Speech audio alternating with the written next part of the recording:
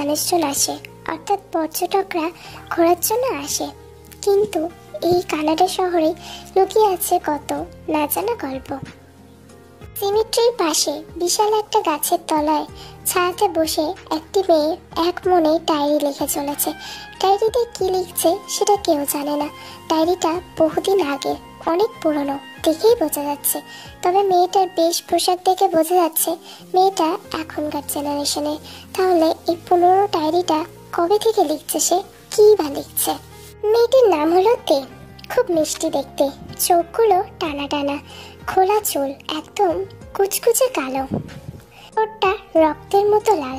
আশ্চর্যের ব্যাপার, মেয়েটির চোখের মণিটা ছিল রক্তের মতো লাল। অর্থাৎ মেয়েটির চোখের মণি কোনো সাধারণ মানুষের মতো ছিল না, একদম অন্যরকম, ভিন্ন প্রকৃতির। তা প্রায় 100 জনের মধ্যে খুব কম মানুষেরই হয়ে থাকে, 2% মোটে। মেয়েটির ডায়েরি লেখা শেষ হতে না হতেই সে ডায়েরিটি বন্ধ করার সাথে সাথে একটা কাক কোথার থেকে উড়ে এসে তার কাঁধে এসে বসলো। কাকটা প্রচুর কালো ছিল, একদম কুচকুচে কালো। মেয়েটি হাসে না, তবে কাকটির চোখের দিকে একভাবে কিছুক্ষণ তাকিয়ে থাকার পর পাশে ফুলের বুকেটা হাতে তুলে নেয়। এরপর একটা সিমেট্রির সামনে সে চলে যায়। সিমেট্রিতে ফুলটা দেওয়ার পর কিছুক্ষণ সে চোখ বন্ধ করে থাকে আর মনে কিছু বিড়বিড় করছিল। তার ঠোঁটে স্পষ্ট তা বোঝা যাচ্ছে। মেয়েটি আস্তে আস্তে চোখ খুলতেই সামনে থাকা একজনের প্রতি তার চোখ যেন আটকে গেল। ছেলেটি অপরূপ সুন্দর, দেখতে ভারী মিষ্টি। ছেলেটিও একজনকে ফুল দিচ্ছে সেই সেমিট্রিতে। হতে পারে তার কোনো আত্মীয়, মা, বাবা, বোন, যেই বা হতে পারে। মেয়েটি যেন ছেলেটির দিক থেকে চোখ ফেরাতেই পারছে না, এক দৃষ্টিতে ছেলেটির দিকেই তাকিয়ে রয়েছে। অপরূপ সুন্দর, এই সৌন্দর্যের যেন কোনো সীমা নেই, কোনো বর্ণনা নেই। তাকে দেখেই যেন মেয়েটির মনে ভালো লাগা কাজ করতে শুরু করলো। সে একভাবে ছেলেটির দিকে তাকিয়ে আছে। মেয়েটি অর্থাৎ তে কোনো কিছু না ভেবেই সে জাংকুকের সাথে কথা বলবে বলে সিদ্ধান্ত নিল। এরপরে সে যখন আস্তে আস্তে ধীর গতিতে একটা একটা পদক্ষেপ নিয়ে জাংকুকের দিকে এগিয়ে যাচ্ছিল, তার আগে কেউ যেন এসে জাংকুককে পিছন থেকে হাঁক করলো। তে নিজের জায়গায় থমকে দাঁড়িয়ে পড়ল। ইটস ওকে জাংকুক, কেন এখনো এসব নিয়ে ভাবছো বলো তো? এখন ওরা যেখানেই আছে ভালো আছে, ঠিক আছে। আঙ্কেল আন্টি সবসময় তোমার কথা মনে করে জানো। ওরা হয়তো দূরের ওই আকাশের তারা হয়ে গেছে। আমি তো তোমাকে বলেছি, আর মন খারাপ করবে না জাংকুক। চলো, এখন সব থেকে আপন বলতে তুমি আমার কাছে আইও, আর কেউ নেই। আব্বু আম্মুর পর আমি তোমাকে যে স্থান দিয়েছিলাম, তুমি প্লিজ আমাকে কোনোদিনও ছেড়ে চলে যেও না। আমি থাকতে পারবো না তোমাকে ছাড়া। কোনোদিনও যাবো না। আমার এই পাগলটাকে ছেড়ে আমি কোথায় যাব বলো? এখন আর মন খারাপ করলে চলবে না। চলো তাড়াতাড়ি চলো, ওরা ওয়েট করছে আমাদের জন্য। জাংকুক নিজের চোখের পানি তাড়াতাড়ি মুছে নেয়। আয়ু জাংকুকের হাত ধরে, তারপরে তারা সেখান থেকে চলে যায়। তারা যাওয়া মাত্রই তে গাছের আপডাল থেকে সবকিছু নোটিস করেছে আর তাদের প্রত্যেকটা কথা শুনেছে। তার যেন খুব রাগ হচ্ছে, তার রক্ত যেন গরম হয়ে যাচ্ছে। যতবার জাংকুককে সে মেয়েটি টাচ করেছে, তের এই অবস্থাতে একটুও ভালো লাগেনি মেয়েটিকে। জাংকুকে ছোঁয়ার সাহস কি করে পেল সে? কিন্তু 2 মিনিটের এই পরিচয়, তার কি ভালোবাসা নাকি অন্য কিছু? কোনো কথা বলে না, নিঃশব্দে স্থান ত্যাগ করে। দেখতে দেখতে 1 সপ্তাহ অর্থাৎ 7 দিন কেটে যায়। এটি আর তার ফ্রেন্ড সার্কেলরা মিলে ক্যাফেতে আড্ডা দিচ্ছিল। তখন তারা সবাই মিলে একটা ট্রিপের প্ল্যান করে। ইয়েস, আমারও মনে হয় কাই ঠিকই বলছে, কারণ আমরা তো অনেক জায়গায় গিয়েছি না। লাইক অস্কান তো আমরা দেখিয়ে নিয়েছি অনেকবার। এবারে আমাদের নতুন কিছু ট্রাই করা উচিত। And I think mountain is the best idea, কারণ আমরা অনেক দিনই যাইনি। প্লিজ এটাই ঠিক করি না, চল। আমার মতেও মনে হচ্ছে এটা বেস্ট, কারণ মাউন্টেনে গেলে আমরা অনেক কিছু এক্সপিরিয়েন্স করতে পারবো। ইনফ্যাক্ট ওখানে যে এত সুন্দর সুন্দর জায়গা আছে দেখার মতো, সেগুলোও আমরা দেখতে পাবো। আর আমার আর জাংকুকের ফার্স্ট অ্যানিভার্সারিটাও ওখানে সেলিব্রেট করব, আমি ঠিক করেছি। ঠিক আছে, তাহলে তোমরা যখন বলেছো, আমি তাহলে ডেট ফাইনাল করছি। অ্যান্ড আমি ফাইনাল করার পর সবার হোয়াটসঅ্যাপে জানিয়ে দেবো কবে যেতে হবে। আর টিকিট কেটে তোমাদের ফোনে সবার পাঠিয়ে দিচ্ছি আমি। না, টিকিট আমি কাটবো, কজ এটা আমাদের যেহেতু ফার্স্ট অ্যানিভার্সারি, সো এটা আমার তরফ থেকে একটা treat. So as a treat আমি টিকিটটা কাটতে চাই। ওকে, আই গেস দ্যাটস গুড, কারণ জাংকুক যেহেতু আমাদের ট্রিট দিতে চাই, তো দিক, আমরা হোটেলের ব্যবস্থাটা করে নেব, ও টিকিটের ব্যবস্থাটা করুক। পরে যে কথা সেই কাজ, তারা খুব সুন্দর মতোই নিজেদের ট্রিপটা এনজয় করছিল। অর্থাৎ তারা এতদিনের মধ্যেই পাহাড়ে পৌঁছে গেছিল। প্রথম দুদিন ভালো কাটলেও 3 দিনের দিন তারা যখন 4জন মিলে একটা জায়গায় ঘুরতে বেরিয়েছিল, ভুল করে তারা কোনো কারণে রাস্তা হারিয়ে ফেলে। এরপর জাংকুক আয়ুকে বলে লোকেশনটা অন করতে। আয়ু তখন বলল, জাংকুক তুমি জানো না এই পাহাড়ি এলাকায় আমি কিভাবে এখন নেটওয়ার্ক পাবো বলো? নেটওয়ার্কই তো কাজ করছে না, জিপিএসেও আমি বুঝতে পারছি না কি হলো। এখন কি করব? ফোনে যে কাউকে কল করব সেটাও তো হবে না, কারণ ফোনে দেখো টাওয়ার একদমই নেই, পুরো 0%। কায় আমার কিন্তু খুব ভয় লাগছে, জায়গাটা দেখছো কত শুনশান, একদম অন্ধকার, আর জায়গাটা কেমন একটা বাজে, এখানে যেন আমার অস্বস্তি হচ্ছে। কায় কিছু একটা করো না। রিল্যাক্স জেনে, তুই এতটাও ভয় পাচ্ছিস কেন? ড্রাইভ তো আমি করছি। আর কাই ওর হাতটা ভালো করে ধর, নাহলে ও দেখিস ভয় চোটে কি একটা করে ফেলবে। এখন এই পেশেন্টকে নিয়ে আমরা কোথায় যাব সেটাই বুঝতে পারছি না। ঠিকই বলেছিস জাংকুক, জেনে তুমি এত ভয় পাও কেন? কায়ের গার্লফ্রেন্ড হয়েও এত ভয় পাচ্ছ? এটা কায়ান জাংকুক, এটা তো ভয় পাওয়াটা স্বাভাবিক। এমন একটা জায়গায় এনেছো, জায়গাটা দেখেই কতটা ভয় লাগছে।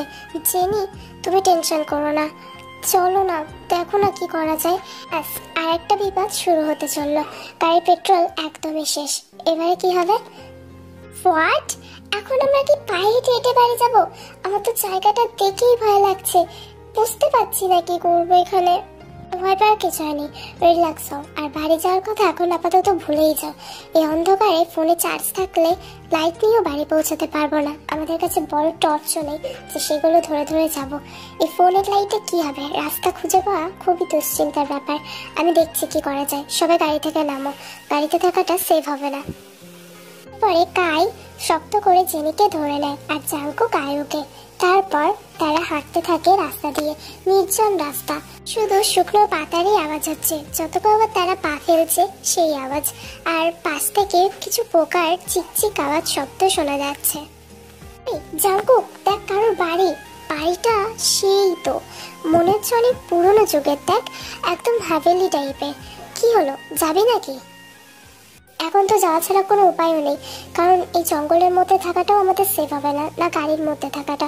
আই থিঙ্ক ওই বাড়িটায় আমাদের যাওয়া দরকার। কিন্তু ওই বাড়িতে যদি কোনো ভূত থাকে। জেনি তুই রিল্যাক্স হ, কেন ভয় পাচ্ছিস? আমারও যেতে ইচ্ছা হচ্ছে না, বাট ওরা তো ঠিকই বলছে জঙ্গলে বা গাড়িতে থাকাটা সেফ হবে না। আর শুধু কি ভূতের ভয়, এখানে কত জঙ্গলি জানোয়ার রয়েছে বলতো, যদি সেইগুলো অ্যাটাক করে।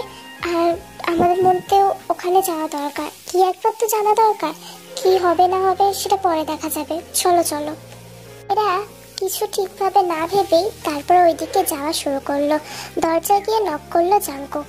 একটা মেয়ে সিঁড়ি দিয়ে আস্তে আস্তে নেমে আসলো, পায়ে ঘুঙুর। ঘুঙুরের শব্দতে যেন আরো জায়গাটা ক্রিপি হয়ে উঠেছে। মেয়েটি একটা হাতে হ্যারিকেন নিয়ে নেমে এসেছিল। দরজাটা খোলা মাত্রই ওরা যেন ঘাবড়ে গেল মেয়েটাকে দেখে, কিন্তু জেনি ছাড়া আর কেউ প্রকাশ করলো না সেটা। আসলে আমরা রাস্তা হারিয়ে ফেলেছি, যার কারণে আপনার বাড়িতে আসতে হলো। আপনাকে নিশ্চয় বিরক্ত করে ফেলেনি, তাই না? জানি, সব জানি। আপনাদের জন্যই তো অপেক্ষা করছিলাম এতক্ষণ ধরে। ভিতরে আসুন। জেনি কায়ের হাতটা আরো শক্ত করে জড়িয়ে ধরলো। তার খুব ভয় লাগছে মেয়েটার বিহেভিয়ারে। মেয়েটা পিছনের দিকে না তাকিয়ে টেবিলের ওপরে হ্যারিকেনটা রেখে সোফার দিকে ওদের ইশারা করে বলল বসতে। বাইরে ওরা চলে যাবে ভাবছিল সোফায় বসে বসে, কিন্তু মেয়েটি দরজা দেওয়ার সময় তারা একদম দেখতে পেল বাজের একটা ঝলকা। আর আকাশ খুব ডাকছে। হঠাৎ এই বৃষ্টির কারণও তারা বুঝতে পারছে না, কিন্তু তারা এই বিষয়টা নিয়ে বেশি মাথা ঘামালো না, কারণ পাহাড়ি অঞ্চলে যে কোনো সময় বৃষ্টি নামাটা একদম সাধারণ একটা বিষয়। তাই তারা এসব না ভেবে চুপ করে সেখানে বসে থাকলো। মেয়েটি তাদের সামনে আসলো আর বলল, আপনাদের কিছু লাগবে? আমি নিয়ে আসবো। তিনি একটু সাহস করে মেয়েটির দিকে তাকিয়ে হাসির দৃষ্টিতে বলল, আপনি কবে থেকে এখানে থাকেন বলুন তো? দেখে তো মনে হচ্ছে অনেক ওল্ড ফ্যাশন, কারণ এই ধরনের কাস্টেল আমরা আগে কোথাও দেখিনি। বাড়িটা পরিষ্কার পরিচ্ছন্ন ভিতর থেকে, বাইরে থেকে তো সেমন একটা দেখেই বোঝা যাচ্ছিল অনেক পুরনো। সাথে করে আপনার ড্রেস আপগুলো, এইভাবে আগেকার দিনে জামা কাপড় পরে থাকতে আপনার বিরক্ত ফিল হয় না? ইয়েস জেনি, তুমি একদম ঠিক বলেছো। আমি এই জিনিসটা নোটিস করেছি, অনেক পুরোনো দিনের জামা কাপড় পরে আছেন আপনি। দেখেই আপনাকে বোঝা যাচ্ছে। আয়ু একদম ঠিক বলেছে, আপনার ড্রেস আপগুলো অনেক ওল্ড ফ্যাশন, তবে এগুলো অনেক দামি, দেখেই বোঝা গেল। কিন্তু আপনি আমাদের কথার উত্তর কেন দিচ্ছেন না? আরে ছাড় না, আমরা তো অচেনা মানুষ, উনি কেনই বা আমাদের সাথে বেশিক্ষণ কথা বলবে? উনি যে আমাদের ভিতরে প্রবেশ করতে দিয়েছে, ইনফ্যাক্ট এখানে থাকতে দিচ্ছে, এটাই অনেক। By the way, thank you. আমি আপনাদের সব উত্তর দেবো, ঠিক সময় আসুক তারপরে। আপনারা বসুন, আমি আপনাদের জন্য কিছু নিয়ে আসছি। আয়ু, তুমি আমার দিকে এইভাবে কেন তাকিয়ে আছো? তাকিয়ে থাকবো না তো কি করবো জাঙ্কুক? তোমার বিহেভিয়ার তো কিছুই বুঝতে পারছি না। মেয়েটার প্রতি এত দরদ কেন হচ্ছে তোমার? আরে আমি তো জাস্ট ক্যাজুয়াল বললাম, তোমরা ওকে নিয়ে মজা করছো। আর যে আমাদের থাকতে দিয়েছে অন্তত তাকে নিয়ে মজা করো না। এখন যদি উনি আমাদের রাগের মাথায় বাড়ি থেকে বের করে দেয়, আমরা কোথায় যাব এটা ভেবে দেখেছো? তাই আমি ক্যাজুয়ালি বললাম, আসলে সরি বলে নিও তোমরা। মেয়েটার ড্রেস আপ যাই হোক, এটা তো ঠিক, যদি এখন আমাদের বের করে দেয় আমরা কোথায় বা যাবো? আমার যা ভয় লাগছে, এমনিতেও এই বাড়িতে থেকেও কম ভয় লাগছে না। বাট ওকে, আমরা সরি বলতে পারবো না, বাট ঠিক আছে, আমরা এই নিয়ে কথা বলবো না নেক্সট টাইম। এরপর কিছুক্ষণ কেটে গেল, তারপর সবার জন্য রেড ওয়াইন নিয়ে আসলো। আচ্ছা, তোমার বেশ পোশাক দেখে তো বোঝাই যাচ্ছে না তুমি এইরকম ধরনের। আচ্ছা, এত দামি জিনিস তুমি ইউজ করো, মানে এখানে কি তোমার আগে কেউ থাকতো? মানে তুমি এখানেই থাকো? সব কিছুই অন্যরকম এই জায়গাটা, বলতে গেলে শহরের থেকে অনেকটাই বাইরে, তো পরিবেশটা যেন ভিন্ন ধরনের, তাই জিজ্ঞাসা করলাম। কিছু কিছু প্রশ্নের কোনো উত্তর হয় না, আর আমি উত্তরগুলো দিতেও চাই না, যদিও হয়ে থাকে। আপনাদের যেটা জানানো দরকার আমি সেটা বলছি। আমার নাম তে। বোঝাই যাচ্ছে মেয়েটার কথাবার্তার মধ্যে অন্যরকম একটা অ্যাটিটিউড কাজ করে, তাই তারা আর কথা বাড়ানোর চেষ্টা করলো না। তারা সবাই সবার পরিচয়টা দিল। আমি জাঙ্কুক, ও আয়ু আমার জিএফ, আর ও কাই, আর ও জেনি। ঠিক আছে, আপনাদের শোয়ার ব্যবস্থা আমি করে দিচ্ছি, আপনারা এখানে আর কিছুক্ষণ বসুন, আমি আপনাদের এসে নিয়ে যাব। কিন্তু প্রায় 1 ঘন্টা কেটে যায়, তীর আসার কোনো নামই নেই। এইদিকে ওদের মাথাটা আস্তে আস্তে ঝিম ধরতে শুরু করে। সবাই সবার মাথায় হাত দিতে থাকে, কারণ ব্যথায় যেন ফেটে যাচ্ছে মাথাটা, আর বিকট সব আওয়াজ তাদের কানে ভেসে উঠছে। অন্যদিকে তীর কোনো সারা শব্দ না পেয়ে ভাবলেও তারা গিয়ে ডাকবে, কিন্তু এই সোফার থেকে যেন তারা উঠতে পারছে না। কেউ যেন তাদেরকে শক্ত করে বেঁধে রেখেছে এই সোফার সাথে। কোনো অজানা শিকড় যেন পায়ের সাথে আটকে যাচ্ছে। কিছুক্ষণের মধ্যেই তারা সবাই একসাথে জ্ঞান হারালো। জাঙ্কুক, আমাকে বাঁচাও, আমি পারছি না, এই মেয়েটা আমার সাথে কি করছে জাঙ্কুক, দেখো। এরপরে জেনিও চিৎকার করে বলছে জাঙ্কুক জাঙ্কুক। অন্যদিকে কায়ও, যে জাঙ্কুকের বেস্ট ফ্রেন্ড ছিল, সবার চিৎকার একসাথে ভেসে আসছে জাঙ্কুকের কানে। কিন্তু জাঙ্কুক একটা চেয়ারের সাথে দড়ি দিয়ে শক্ত করে বাঁধা, সামনেও ও 3 জন প্রিয় মানুষকে এইভাবে কষ্ট দিতে দেখতে পারছে না সে। এইভাবে কষ্ট পেতে দেখলে কেই বা থাকতে পারে? তার প্রিয় মানুষের কষ্ট কেউ সহ্য করতে পারে না। আয়ুর জন্য যেন তার একটু বেশি কষ্ট হচ্ছে বাকি দুজনের থেকেও।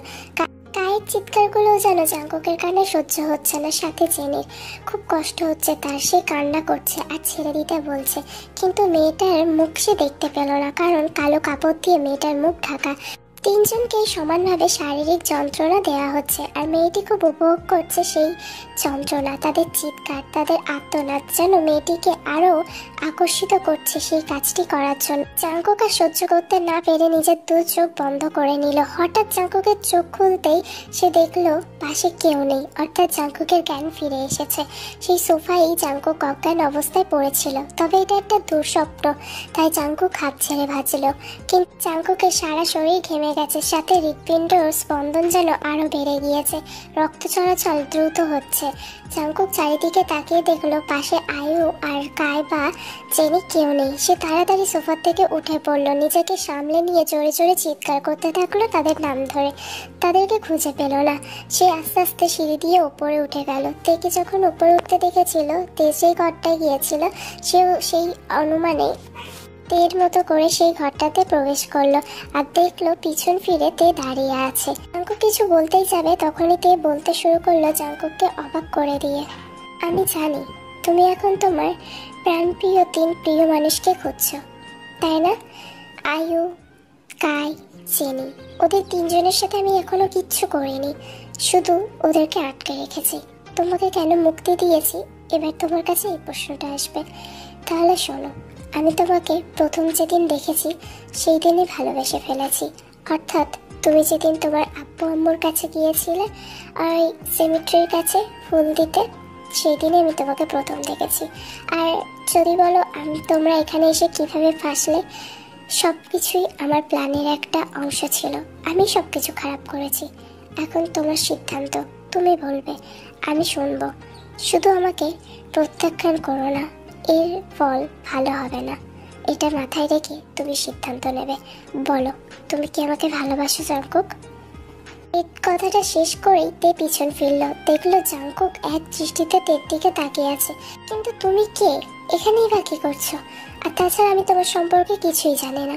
আর আমি একজনকে অলরেডি ভালোবাসি, সেটা নিশ্চয়ই তুমি জানো, যখন আমার সম্পর্কে এত কিছুই জেনে রেখেছো। জানি, আয়ু, তাই তো? ওকেই তুমি ভালোবাসো? আমি বলবো না ওর মতো করে ভালোবাসো, আমাকে যে ওর থেকেও বেশি ভালোবাসতে হবে তোমায়।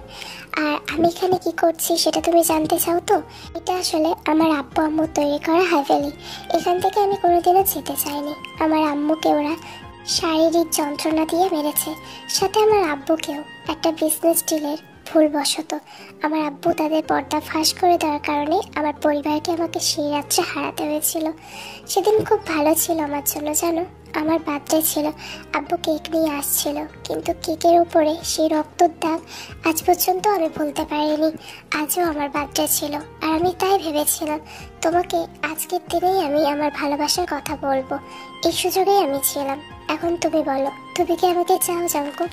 জাংকুকের শরীরে রক্ত হিম হয়ে আসলো, কারণ জাংকুক যখন আবছা আবছা আলোতে দেখছিল পুরো ঘরটাকে, ঘরের মধ্যে দেখলেই বোঝা যাচ্ছে রক্তের দাগ দেওয়া, আর কারোর হাত, কারোর পা, কোনো মানুষের কোনো কোনো অঙ্গ প্রত্যঙ্গ এক একটা বয়েমে ভরা।